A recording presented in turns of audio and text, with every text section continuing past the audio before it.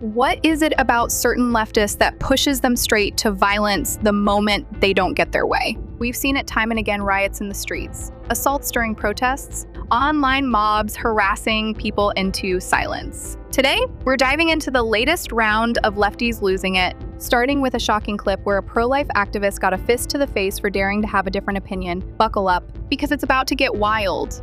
Section 1, when words turn to fists. This first clip is downright disturbing. A pro-life reporter, Savannah Craven-Antano, was talking about foster care, abortion, and children's rights. Suddenly, a self-described pro-choice activist took a swing, leaving Savannah bruised and bleeding. But get this, the attacker then claimed she's actually respectful and doesn't even litter. As if that changes the fact we literally saw her fist fly on camera. She tried to dismiss any blame, calling Savannah a professional antagonist, but the footage speaks for itself. That's one problem with certain folks on the far left. When challenged, their so-called tolerance goes right out the window.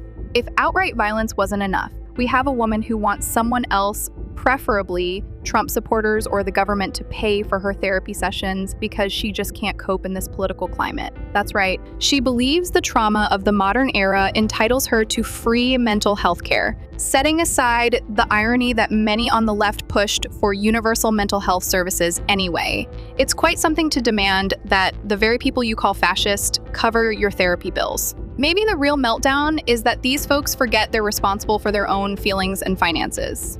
Now, let's talk about MSNBC's Simone Sanders. She's outraged over criminals being sent to El Salvador to serve time, claiming American taxpayers are still footing the bill and that some of these deportees are perfectly innocent. Yes, because it's totally normal for innocent people to wind up with massive gang tattoos and face convictions. Meanwhile, the American public saves billions by not having to house every violent offender indefinitely in Point S facilities. Yet to certain pundits, if you call that a win, you must be heartless and cruel. The real question is, how many crimes have to pile up before we admit that deporting convicted killers is a rational move?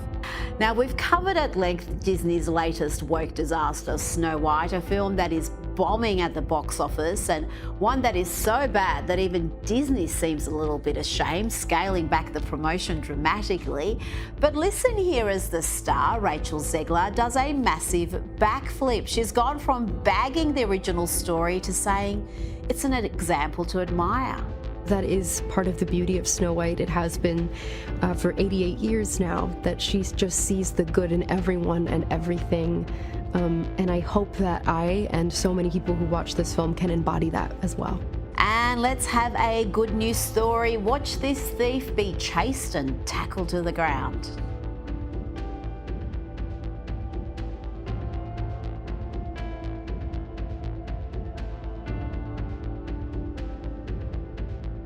And the humiliation did not end there. Watch Granny put the baddie in a headlock.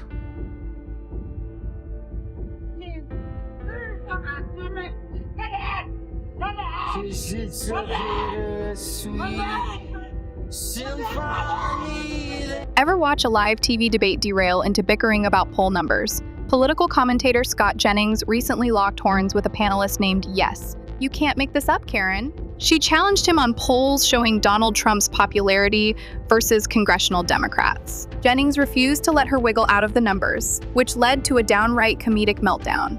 By the end, she was insisting that the polls he cited were irrelevant, and CNN had to cut them off. Funny how the same crowd that preaches facts over feelings can't handle a little data when it's not in their favor.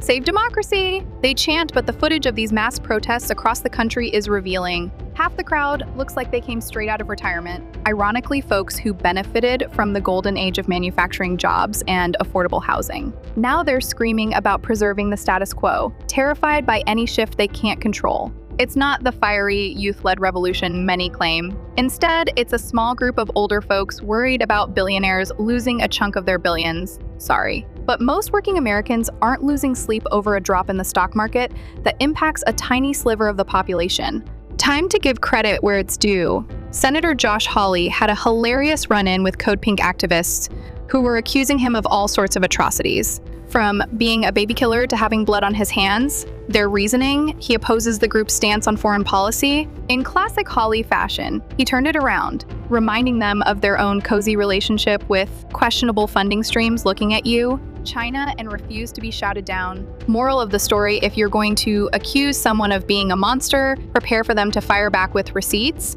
Disney's live-action Snow White has been a rolling disaster for a while now, with star Rachel Zegler trashing the original story and bragging about how her Snow White would be modern and feminist. Well, the box office meltdown must have jolted some sense into her, because she just did a spectacular flip. Now, she's gushing about how Snow White's worldview is timeless and an example to admire. Disney scaled back promotion for the film like they're ashamed of it, and Zegler's 180 has everyone rolling their eyes. It's yet another example of woke marketing that tested poorly in the real world. Not all heroes wear capes, some wear sensible shoes. A viral clip showed a would-be thief sprinting away after a botched grab, only to be tackled by a bystander. Then, out of nowhere, a grandma steps in and locks him in a headlock that'd make a WWE star proud. There's nothing quite as satisfying as watching a criminal get justice served by an unexpected champion. Maybe next time, he'll think twice before snatching someone else's belongings. Switching gears, let's talk trade wars. China accused the US of bullying after a round of tariffs was slapped on them. This from a regime that coerces smaller nations economically and slaps retaliatory measures on a whim. Even the European Union, which once distanced itself from Trump's tactics, is now inching closer to negotiating 0 deals on industrial goods. Countries worldwide realized that ceding economic control to Beijing was a miscalculation, especially after the fiasco of being reliant on China for crucial supplies. The real question is, will these nations act decisively to reshore or diversify their supply chains before the next crisis?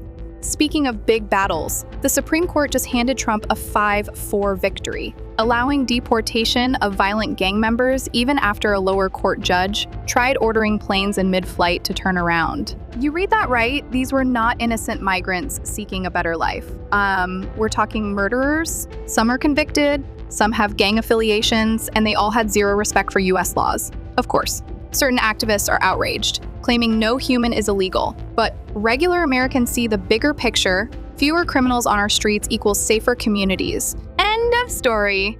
If you need a good laugh, look no further than a new book claiming Kamala Harris was blindsided by her landslide loss to Donald Trump.